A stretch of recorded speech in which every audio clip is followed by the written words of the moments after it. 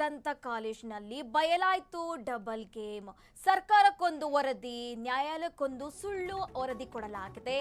ಸರ್ಕಾರಿ ದಂತ ಅಂತ ವೈದ್ಯಕೀಯ ಕಾಲೇಜು ಡೈರೆಕ್ಟರ್ ಆಟ ಶುರು ಮಾಡಿದ್ದಾರೆ.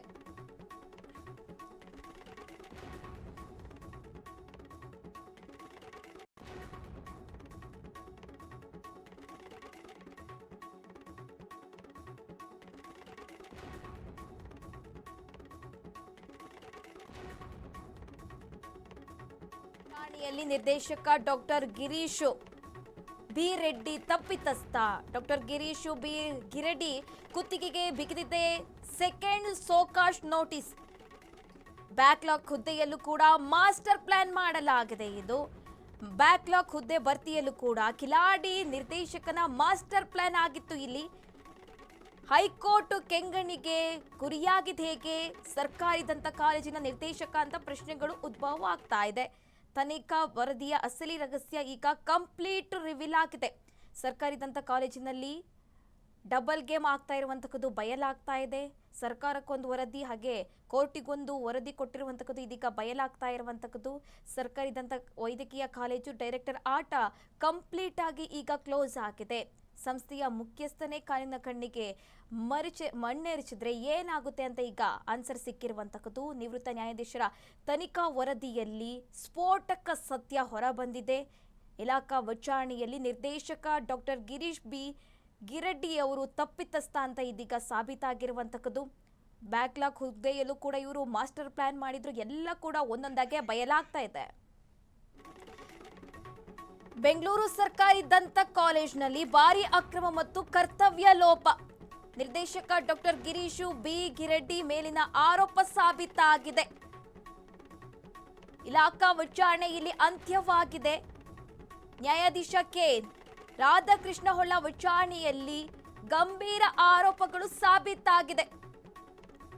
ವೈದ್ಯಕೀಯ ಶಿಕ್ಷಣ ಇಲಾಖೆಗೆ ವಿಚಾರಣಾ ಅಧಿಕಾರಿಗಳಿಂದ ರವಾನೆಯಾಗಿದೆ ತನಿಖಾ ವರದಿ.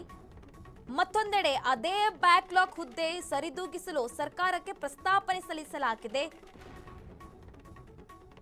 ಸಂಖ್ಯಾ ರಿಕ್ತ ಹುದ್ದೆ ಸೃಷ್ಟಿಸುವಂತೆ ಸರ್ಕಾರಕ್ಕೆ ಪ್ರಸ್ತಾವನೆ ಸಲ್ಲಿಸಿದ್ದಾರೆ ನಿರ್ದೇಶಕ ಗಿರೀಶ್.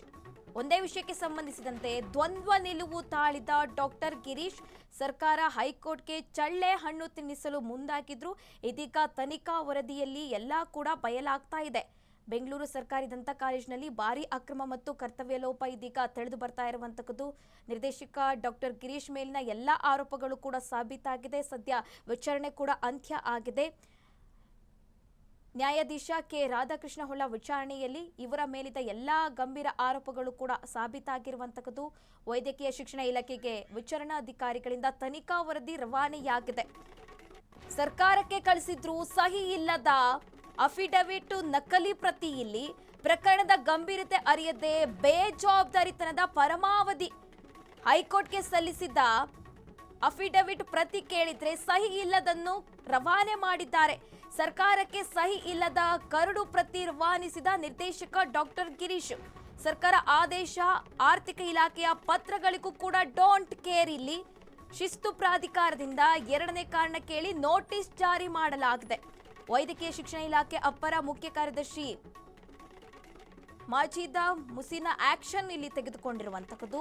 15 ದಿನಗಳಲ್ಲಿ ಲಿಖಿತ ಸಮಜಾಯಿಸಿ ನೀಡುವಂತೆ ಕೂಡ ಈಗ ಅವರಿಗೆ ನೋಟಿಸ್ ನೀಡಲಾಗಿದೆ.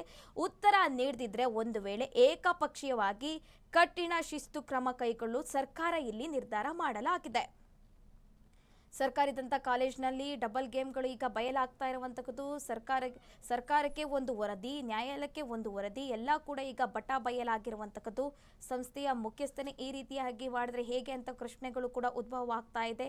ನ್ಯಾಯಾಧೀಶರ ತನಿಖೆ ವರದಿಯಲ್ಲಿ ನಿರ್ದೇಶಕ ಡಾಕ್ಟರ್ ಗಿರೀಶ್ ಮೋಸದಾಟ ಈಗ ಬಯಲಾಗಿರುವಂತಕ್ಕದ್ದು. ಅವರಿಗೆ ನೋಟಿಸ್ ಕೂಡ ನೀಡಲಾಗಿದೆ.